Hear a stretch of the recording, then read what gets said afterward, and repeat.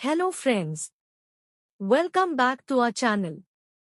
నేడు మనం చాలా ఆసక్తికరమైన విషయంపై చర్చించబోతున్నాం. ప్రాచీన భారతదేశంలో మొదటిసారిగా ప్లాస్టిక్ సర్జరీ ఎలా జరిగింది మరియు సుశ్రుతుడు అనే వైద్యుడు ఈ రంగంలో చేసిన అద్భుతమైన కృషి గురించి తెలుసుకుందాం. This is going to be fascinating. Let's dive in. Sushruta the pioneer. సుశ్రుతుడు సుమారు 6వ శతాబ్దంలో జీవించిన ప్రాచీన భారత వైద్యుడు.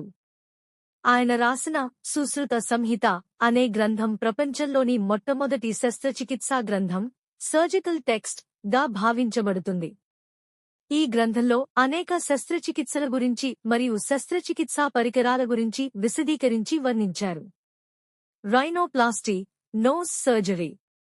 సుశ్రుతుని ప్రసిద్ధి చెందిన పద్ధతులలో ఒకటి రినోప్లాస్టీ, అంటే ముక్కు సవరణ శస్త్రచికిత్స. అప్పట్లో నేరస్తులకు శిక్షగా ముక్కు కోయడం సాధారణం. ఈ కారణంగా రినోప్లాస్టీ అత్యవసరంగా మారింది. ప్రొసీజర్. సుశ్రుతుడు ఉపయోగించిన పద్ధతిలో ముక్కు పునర్నిర్మాణం కోసం నుదుటి నుండి చర్మపు ముక్కను తీసి ఆ ముక్కను ముక్కుకు జతచేస్తారు. ఈ పద్ధతి ఆధునిక ప్లాస్టిక్ సర్జరీలోనూ ఉపయోగిస్తారు. The detailed steps included precise cutting, shaping, and stitching to ensure that the new nose looked as natural as possible. Significance in modern medicine. సుశ్రుతుని పద్ధతులు ఆధునిక ప్లాస్టిక్ మరియు రికన్స్ట్రక్టివ్ సర్జరీకి పునాది వేయడం జరిగింది.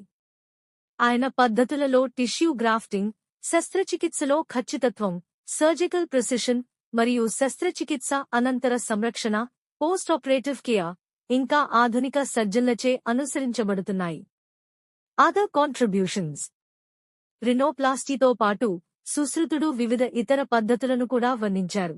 ఆటోప్లాస్టీ, ఇయర్ సర్జరీ, కర్ణాలను సవరించడానికి పద్ధతులు.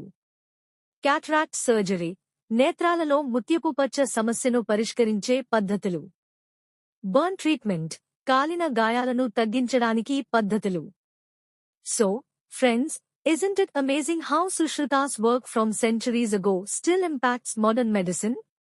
సుశ్రుతుడు చేసిన కృషి యొక్క గొప్పతనం ఇప్పుడు కూడా అనుభూతి చెందుతాము.